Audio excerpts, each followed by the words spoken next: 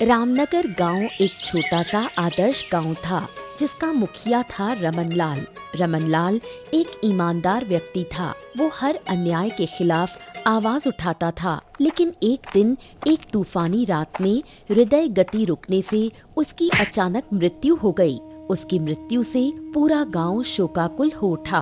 तभी गांव का नया मुखिया बना उसका छोटा भाई किशनलाल। लेकिन किशनलाल था लालची, धोखेबाज और अन्यायी। उसके सत्ता में आते ही गांव में अत्याचार और भ्रष्टाचार बढ़ने लगा और उसका साथ देता था उसका बेटा मुरली।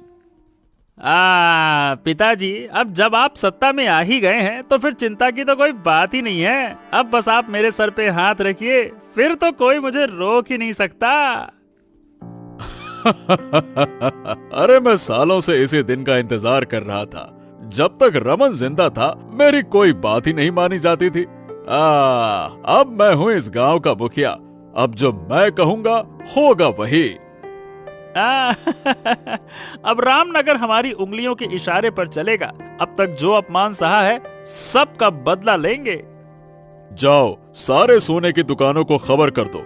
हर महीने के मुनाफे का आधा हिस्सा मुझे देना होगा। और ये अब नया आदेश है, और जो नहीं मानेगा उसे पीट पीट कर गांव से बाहर कर दो। ठीक है, मैं आज ही सबको बता देता हूँ। अब आप गांव के मुखिया हैं। आपके आदेश की अवहेलना करने की हिम्मत तो किसी में है ही नहीं। और इस तरह किशनलाल और मुरली ने मिलकर एक आदर्श गांव को अन्याय और अत्याचार का अड्डा बनाने की घिनौनी साजिश शुरू कर दी। रमनलाल के साथ किसान पीताम्बर का बहुत ही सम्मान और स्नेह का संबंध था। रमनलाल की मृत्यु से वो बेहद दुखी हो गया और किशनलाल के स्वभाव को जानकर वो अपने भविष्य को लेकर बेहद डरने लगा।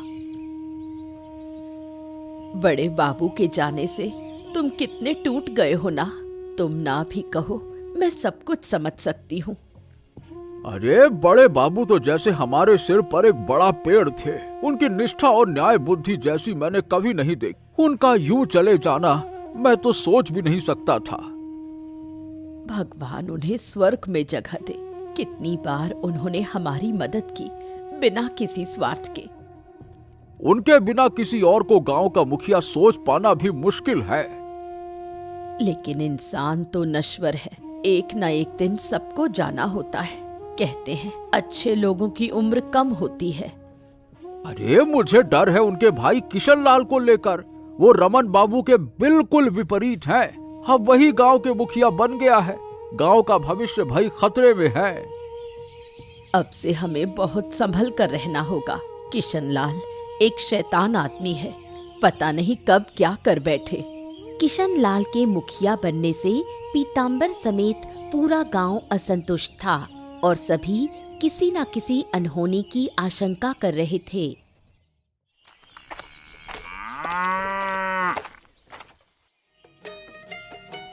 पीताम्बर का बेटा प्रणव और उसकी पत्नी आस्था पीताम्बर के घर के पास ही एक छोटा सा घर बनाकर रहते थे। प्रणव पेशे से नाविक था। उसका गांव के सभी लोगों के साथ अच्छा रिश्ता था, लेकिन मुरली से उसका रिश्ता अच्छा नहीं था। मुरली उसे बेवजह तंग करता और अपमानित करने की कोशिश करता। अबे ओ भिखारी, ये सुबह सुबह कहाँ मुंह उठा के चला जा रहा है? अरे आप गजब करते हैं। आप मुझे भिखारी काहे कह रहे हैं मुरली बाबू? तू जैसे को ना कहूँ तो किसे कहूँ? फटे पुराने कपड़े पहनकर पागल की तरह चल रहा है। तेरे कपड़ों में तो जगह जगह पैबंद लगे हुए हैं। भिखारी साला। समझ गया।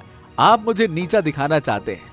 कीजिए, कोई फर्क नहीं पड़ता। लेकिन अगर मैंने बोलना शुरू कर दिया तो आपकी इज्जत बचेगी नहीं। वाह, ऐसा है क्या? तो चल बोल ना, बोल क्या कर सकता है तू? बोल। हाँ बोल, अब क्यों चुप हो गया? बोल ना। अब जब आप खुद ही अपमानित होना चाहते हैं तो सुनिए, मैं कोई भिखारी नहीं हूँ। मैं एक मेहनती नाविक हूँ। रोज नाव चलाकर 100-200 रुपए कमाता हूँ। 100-200 रुपए? और मेरी पहचान जानता है। मैं इस गांव के मुखिया का बेटा हूँ। रोज 10-20 हजार रुपए उड़ा देता हूँ और तू मुझे अपने 200 रुपए की मेहनत का घमंड दिखा रहा है साले। फर्क तो यही है, आप जो पैसे उड़ाते हैं वो आपके बाप के हैं, आपके नहीं। और मैं जो रुपए कमाता हूँ वो अपनी मेहनत से कमाता हूँ। ये फटा हुआ कपड़ा भी मैंने खुद कमा कर खरीदा है, किसी के रहमो करम से नहीं। मैं अपने बाप की ताकत से नहीं, अपनी पहचान से जीता हूँ। अब आप सोचिए, असली भिखारी कौन है? प्रणव अपने काम पर निकल गया, लेकिन मुरली गुस्से में तिलमिला गया। वो हर बार प्रणव को अपमानित करने की कोशिश करता, लेकिन खुद ही नीचा देखना पड़ता। पीतांबर की एक 5 बीघा उपजाऊ जमीन थी। वो जमीन उसके पूर्वजों की थी और अब वो जमीन पीतांबर की थी। बाद में वही जमीन प्रणव को मिलने वाली थी, लेकिन किशन लाल की नजर उस जमीन पर पड़ गई और उसने पीतांबर को पैसों का लालच देकर जमीन लेने की कोशिश की। जमीन जायदाद की तो मुझे कोई कमी नहीं है, लेकिन एक खास जमीन चाहिए मुझे, समझे? अरे आप तो पैसे वाले हैं बाबू, आप जिस जमीन को चाहे उसे खरीद सकते हैं। ये सही कहा, लेकिन एक खास जमीन है जो मुझे बहुत पसंद आई है और वो जमीन तुम्हारी है। मैं तो एक साधारण किसान हूँ बाबू, मेरी इजाजत की क्या जरूरत है? क्योंकि जमीन तुम्हारी है। मैं तुम्हारी 5 बीघा जमीन की बात कर रहा हूँ। मैंने कुछ दिन पहले देखी है, मुझे बहुत पसंद आई है। माफ कीजिएगा बाबू, लेकिन उस जमीन में मेरे पूर्वजों का खून पसीना है। अब वो जमीन मेरे लिए केवल मिट्टी नहीं, मेरी पहचान है। मैं उसको बेच नहीं सकता। मैं तुम्हारी मांग के अनुसार दाम देने को तैयार हूँ, सोचो। माफ कीजिएगा, लेकिन इस दुनिया में हर चीज पैसे से नहीं खरीदी जा सकती। मैं लाखों में भी वो जमीन नहीं बेचूंगा। ओहो, तो मतलब तू अपने लिए मुसीबत बुला रहा है पीतांबर। जो चीज मुझे शांति से नहीं मिलती ना, उसे मैं छीन लेता हूँ। तुम्हारे भले के लिए कह रहा हूँ, चुपचाप जमीन दे दो। अब देखिए, जो करना है कीजिए, भले ही मुझे मार डालिए, पर तब भी मैं वो जमीन आपको नहीं बेचूंगा। पीतांबर की जिद देख किशन लाल आग बबूला हो गया और उसे धमकी देकर वहां से चला गया, लेकिन पीतांबर अपने निर्णय पर अडिग रहा। एक रात किशन लाल ने मुरली को कुछ लोगों के साथ पीतांबर से बदला लेने के लिए भेजा। पीतांबर कुछ काम निपटाकर घर लौट रहा था, तभी मुरली और उसके साथी उसका रास्ता रोकते हैं। अरे मुरली, तुम यहाँ मेरा रास्ता क्यों रोका है? पिताजी ने मुझे आपके पास भेजा है। सुना है उन्हें आपकी जमीन पसंद आ गई है और उन्होंने आपसे खरीदने की बात की है। हाँ, कहा था, लेकिन मैंने साफ साफ मना कर दिया। फिर तुम्हें क्यों भेजा है? मेरे पिताजी बहुत जिद्दी हैं। जो चीज उन्हें पसंद आ जाए तो वो उसे अपना बनाकर ही मानते हैं। अगर प्यार से ना मिले तो उसे छीन लेते हैं। मैं तुम्हारी इन बातों से नहीं डरता। अगर तुम लोग मुझे परेशान करोगे तो मैं पुलिस में शिकायत कर दूंगा। पुलिस? अबे, अब वो पुराने दिन नहीं रहे। अब तो मेरे पिता की मर्जी से ही पूरा गांव, पुलिस, सब कुछ चलता है। जाइए जाइए जाइए, शिकायत करिए। उल्टा आप ही फंस जाओगे, फिर आओगे हमारे पास। माफ कर दो साहब। रमन बाबू के जाने के बाद तुम लोगों ने जो कुछ किया है ना, उसका अंजाम बहुत बुरा होगा। याद रखना मेरी बात। अरे बस, बहुत बोल लिए, अब काम पर लगो। अरे ओरे, देख क्या रहे हो? शुरू हो जाओ, मारो साले को। फिर मुरली और उसके साथी मिलकर बेबस पीतांबर को बेरहमी से मारते हैं। मारते मारते जब पीतांबर की हलचल बंद हो जाती है, तब डरकर मुरली और उसके साथी वहां से भाग जाते हैं। प्रणव और कुछ गांव वाले पीतांबर को अस्पताल लेकर जाते हैं। उसकी हालत बहुत खराब थी। प्रणव को पता चलता है कि पीतांबर के बचने की उम्मीद बहुत कम है। थोड़ी देर बाद पीताम्बर को होश आता है, पर तब भी उसकी हालत ठीक नहीं थी। वो प्रणव से बात करना चाहता है। प्रणव तुरंत उसके पास दौड़ता है। अब कैसा लग रहा है? ठीक तो हो ना?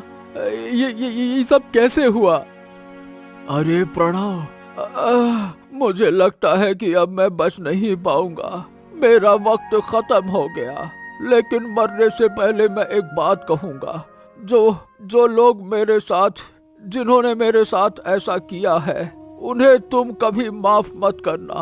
उन्हें उनकी सजा जरूर देना। अरे बताओ तो सही, कौन लोगों ने तुम्हारे साथ ऐसा किया है? मुझे बताओ। अरे किशन लाल और उसका बेटा मुरली, उन्होंने साजिश रचकर मुझे मारा। मेरी एक गलती थी कि मैंने उनको अपनी जमीन नहीं बेची, इसीलिए उन्होंने मुझे इस हालत में पहुंचा दिया। किशन लाल, उसकी वजह से ये सब कुछ हुआ? मैं वादा करता हूँ पिताजी, अगर तुम्हें कुछ भी हुआ तो मैं उन्हें बिल्कुल नहीं छोड़ूंगा। अरे बेटा प्रणव, मैं तुम्हें समझा रहा हूँ। उस जमीन की रक्षा तुम्हें करनी है। मुझे भरोसा है कि तुम मेरी तरह संभाल लोगे। उसी दिन पीताम्बर की मृत्यु हो गई। उसके बाद कोकिला प्रणव और आस्था के साथ रहने लगी। प्रणव पुलिस के पास जाकर पूरी बात बताता है और किशनलाल व मुरली के खिलाफ मामला दर्ज करवाता है। मुरली को पुलिस से पता चलता है कि प्रणव ने उसके और किशनलाल के खिलाफ मामला दर्ज करवाया है। वो तुरंत किशनलाल के पास जाकर ये खबर देता है। पिताजी, एक बड़ा झमेला हो गया है। अरे अरे, इतना परेशान क्यों हो रहा है? शांत हो जा। क्या हो गया जो ऐसे भाग भाग कर आ रहा है? अरे सुनोगे तो आप भी डर जाओगे। पीताम्बर को तो हमने रास्ते से हटा दिया था, लेकिन अब उसका बेटा प्रणव सामने आ गया है। अरे उसने क्या कर दिया? सब लोग तुम्हारे डर से कांपते थे, लेकिन प्रणव के अंदर इतनी हिम्मत है कि उसने हमारे खिलाफ पुलिस में शिकायत कर दी है। बाप को खोकर वो खोया हुआ है क्या? क्या उसे पता नहीं कि गांव के थाने की पुलिस भी हमारे पास है? अरे पिताजी, हमने उसको समझा दिया है, अब उसे भी समझना पड़ेगा। आप कहो तो मैं उसे जाकर मार मार कर उसे मिट्टी में दफन कर दूं। अरे नहीं नहीं नहीं नहीं, अगर मर गया तो मजा खत्म हो जाएगा। उसे ऐसी सजा देनी है कि जिंदा लाश की तरह जीता रहे। अच्छा, तो ये जिम्मेदारी आप मुझे दो। उसकी ऐसी हालत कर दूंगा कि जिंदा लाश जैसी जिंदगी बिताएगा। पीताम्बर को रास्ते से हटाने के बाद अब मुरली और किशनलाल प्रणव के दुश्मन बन गए। मुरली प्रणव को नुकसान पहुंचाने की योजना बनाने लगा। प्रणव अपनी नाव घाट पर लाकर बांधता है। वो घर जाने को होता है, तभी मुरली फिर से अपने साथियों के साथ वहां आ जाता है जो पीताम्बर को मारने आए थे। तू यहाँ क्या कर रहा है? तेरी हिम्मत कैसे हुई मेरे सामने आने की? आना तो नहीं चाहता था, पर जो तूने किया है ना, उसके बाद आना पड़ा। तूने मेरे पिताजी को मारा है, मैं तुझे माफ नहीं करूंगा और मैं उसके लिए बदला लूंगा। ये तेरी सबसे बड़ी गलती है प्रणव। तेरा पिता मर गया, तुझे शोक मनाना चाहिए, लेकिन तूने हमारे खिलाफ पुलिस में शिकायत कर दी है। हाँ की है, और मैं लड़ाई जारी रखूंगा। मैं तुम्हें सजा दूंगा, वादा करता हूँ। क्या सोचा था रे? पुलिस को शिकायत कर दी और पुलिस हमें तुरंत पकड़ के जेल में डाल देगी और हम लोग तुझसे माफी मांगेंगे। अरे रे रे रे, हमको माफ कर दे प्रणव।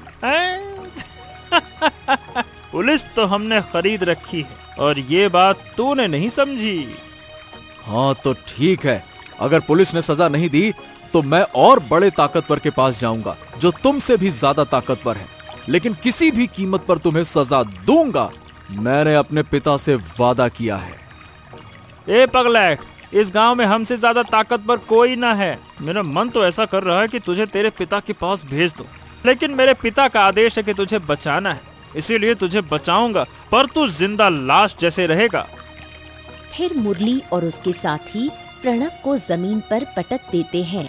मुरली छोटे तेज चाकू से एक एक करके प्रणव की दोनों आंखें निकाल देता है। वो चले जाते हैं और प्रणव दर्द में पागल हो जमीन पर लुढ़कता रहता है। कुछ मछुआरे उसे देखकर डॉक्टर के पास ले जाते हैं।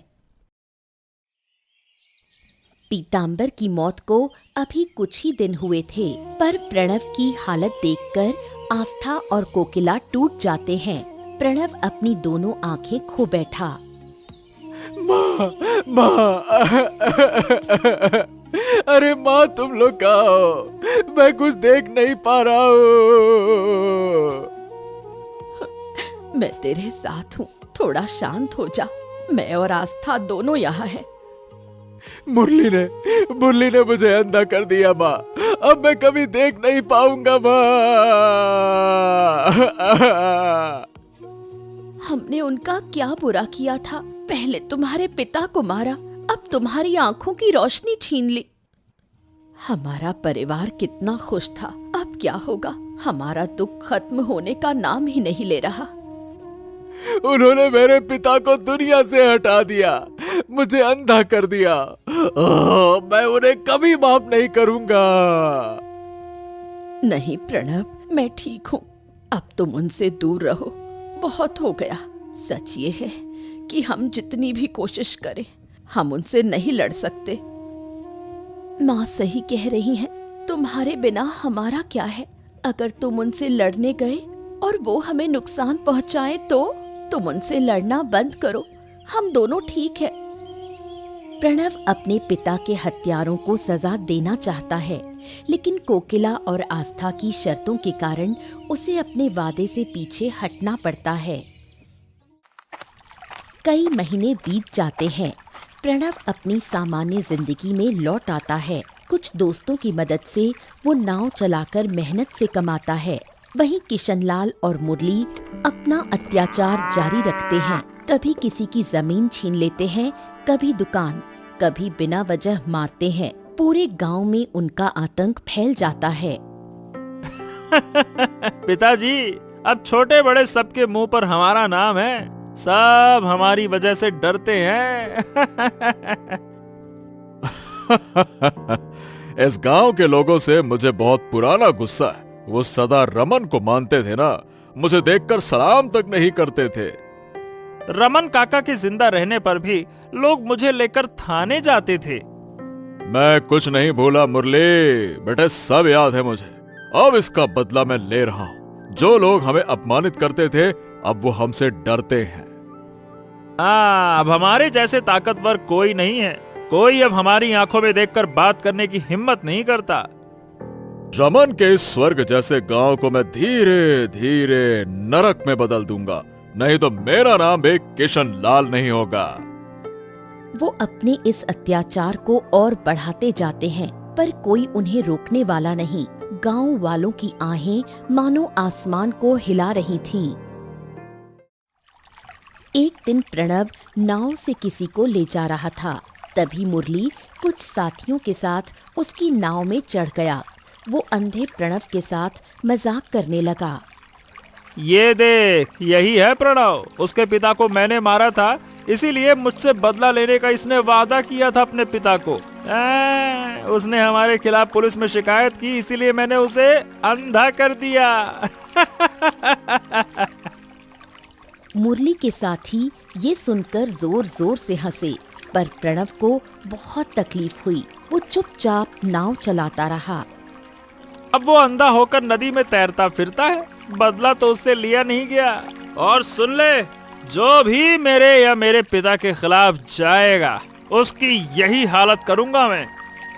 तुम लोगों के ऊपर जोर जबरदस्ती करते हो, लेकिन देखना एक दिन ऐसा आएगा जब ऊपर वाला किसी को भेजेगा और तुम्हें और तुम्हारे पिता को पकड़कर ले जाएगा। तब तुम समझोगे दर्द क्या होता है। अबे साले, थोड़ा सा बेवकूफ है क्या? अंधा होने के बाद भी तेरी हिम्मत नहीं गई? अगर मैं एक लात मारकर तुझे पानी में गिरा दूं तो अब तैर कर किनारे तक नहीं पहुंच पाओगे। मुरली और उसके साथी प्रणव का अपमान करते रहे। प्रणव चुपचाप सहता रहा और मन ही मन सोचता रहा। एक दिन गांव में भयंकर तूफान आया। काले बादलों से आसमान ढक गया। और चारों तरफ तेज हवाएं चलने लगीं। सारे दुकानदार अपनी दुकानें बंद करके घर चले गए। दूसरे दिन प्रणव के नाविक दोस्त उसे साथ लेकर घर आते हैं, लेकिन उस दिन सब अकेले ही अपने घर वापस चले जाते हैं। बेचारा प्रणव अकेला रह जाता है। नदी का बहाव इतना तेज हो जाता है कि नाव डूबने के कगार पर पहुंच जाती है। अरे नाव क्यों हिल रही है? रमेश, निखिल, भानु, कहाँ हो तुम लोग? तुम्हारी आवाज क्यों नहीं आ रही है? अगर नाव पलट गई तो मैं तो डूब जाऊंगा। अरे कोई बचाओ मुझे। कहाँ हो तुम? सुनो, कोई है? कोई है? प्रणव मदद के लिए चिल्लाने लगता है, लेकिन किनारे कोई उसकी आवाज नहीं सुन पाता। अचानक तेज हवा के कारण नाव पलट जाती है और प्रणव नदी में गिरकर तैरने लगता है। अब बचाओ, बचाओ मुझे, मैं डूब रहा हूँ, बचाओ, अरे कोई मुझे बचाओ। तभी एक अनजान आदमी पानी में कूदकर प्रणव को बचाता है और उसे नदी से निकालकर एक बड़े पेड़ के नीचे बैठा देता है। हाँ, आप कौन हैं? अरे आप तो एक देवता जैसे लगते हैं जिन्होंने मुझे बचा लिया। अगर आप ना होते तो शायद तो मैं मर ही जाता। अब आपका नाम क्या है? तुम मुझे नहीं जानते हो, मैं बहुत दूर के देश से आया हूँ। मेरा नाम अमरदेव है। ये नाम तो मैंने पहले कभी नहीं सुना। आप कहाँ से आए हैं और इस गांव में किसके पास आए हैं? मैं जहाँ से आया हूँ तुम उसे नहीं जानोगे। मैं इस गांव में अन्याय करने वालों को सजा देने और यहाँ पे फिर से शांति स्थापित करने आया हूँ। अमरदेव की गंभीर आवाज सुनकर प्रणव खुश हो जाता है, क्योंकि वो वर्षों से किसी ऐसे व्यक्ति का इंतजार कर रहा था जो गांव के लोगों के अधिकारों के लिए लड़ सके। अमरदेव के आने से उसे आशा की किरण नजर आई। प्रणव अमरदेव को अपने घर ले जाता है और कोकिला और आस्था से मिलवाता है। कोकिला और आस्था भी अमरदेव से खुश होते हैं और उसका स्वागत करते हैं। कोकिला अमरदेव को अपने दुख और शिकायतें बताती है और किशनलाल के सारे अन्याय उसके सामने रखती है। मेरे पिता की मौत का न्याय मांगने पुलिस के पास जाने पर मुरली ने मेरी आंखें फोड़ दी और मुझे अंधा बना दिया। उनका अन्याय अब खत्म होने वाला है। अब उनकी सजा का समय है। मैं ऐसी सजा दूंगा जो वो कभी नहीं भूल पाएंगे। इसके लिए मुझे तुम्हारी मदद चाहिए प्रणव। पर मैं तो अंधा हूँ, मैं भला क्या कर सकता हूँ? फिर भी मैं पूरी कोशिश करूंगा आपकी सहायता करने की। तुम्हारे पिता मेरे बहुत अच्छे मित्र। मैंने जीवन में ऐसे सच्चे और निस्वार्थ व्यक्ति बहुत ही कम देखे हैं। जो उन्होंने मेरे लिए किया मैं आजीवन उनका ऋणी रहूंगा। लेकिन जिसने उन्हें मार डाला उन्हें मैं खत्म करने आया हूँ। मैं आपकी योजना में आपके साथ हूँ। आप जो भी कहेंगे मैं करूंगा। बताइए। पर उससे पहले तुम्हें अपनी दृष्टि वापस पानी होगी। मैं ये पुण्य कार्य करना चाहता हूँ ताकि पीताम्बर का ऋण कुछ हद तक चुकाया जा सके। फिर अमरदेव अपने थैले से एक कलश निकालता है। उसमें से थोड़ा जल लेकर मंत्र जप करता है। फिर प्रणव की आंखों में वो जल डालता है। कुछ ही समय में प्रणव की दृष्टि वापस आ जाती है। प्रणव, कोकिला और आस्था खुशी से रो पड़ते हैं। तब वो समझते हैं कि अमरदेव कोई साधारण व्यक्ति नहीं बल्कि असीम जादुई शक्ति का अधिकारी है। अमावस्या की एक रात मुरली अपने साथियों के साथ चाय की दुकान पर एक गांव वाले की जमीन छीनने की योजना बना रहा होता है। तभी वहां अमरदेव कर आता है और मुरली से दोस्ती का ढोंग रचाता है और सफल भी हो जाता है। वो खुद को किशनलाल का परिचित बताता है। पर मैंने आपका नाम कभी नहीं सुना। मेरे पिता अपने सारे परिचितों से मेरा मेल जोल करवाते थे। क्या सच में आप मेरे पिता को जानते हैं? अरे हाँ हाँ, और तुम्हारे पिता ने मुझे तुम्हारे साथ मिलवाने से मना किया था, क्योंकि वो जानते थे कि अगर मैं तुम्हारे सामने आया तो तुम्हें उनके कुछ गुप्त राज बता दूंगा। अजनबी की बातें सुनकर मुरली चौंक जाता है और जानना चाहता है क्या राज है जो उसके पिता ने छुपाया। तुम्हारा पिता जो जमीन दौलत जमा कर रहा है ना, वो तुम्हें नहीं देगा। ये क्या बकवास कर रहे हैं आप? मैं उनका इकलौता बेटा हूँ, वो मुझे प्यार करते हैं, वो मेरे साथ ऐसा कतई नहीं करेंगे। वो तुम्हें प्यार करता है, पर डरता है कि मरने के बाद तुम उसका सारा धन बर्बाद कर दोगे, इसीलिए उसने तुम्हें अपनी संपत्ति का वारिस नहीं बनाया। अरे मैंने पूरी जिंदगी उसका गुलाम बनकर पालन पोषण किया और इसका यही इनाम मिला। आज मैं उसे देखूंगा। अमरदेव की योजना थी कि मुरली को किशनलाल के खिलाफ भड़काया जाए और उसकी योजना सफल होती है।